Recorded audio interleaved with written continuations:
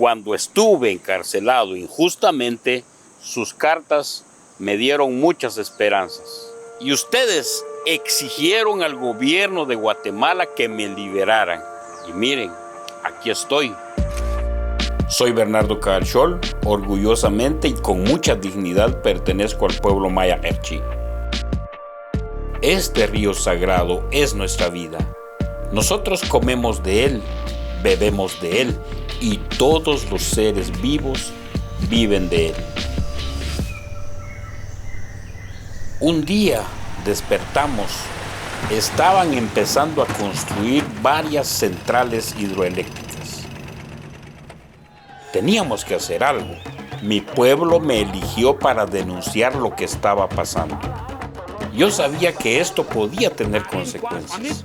Me consideraron un revoltoso y las autoridades intentaron silenciarme.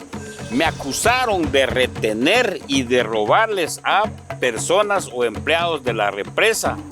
Sin ninguna prueba, me encarcelaron durante 7 años.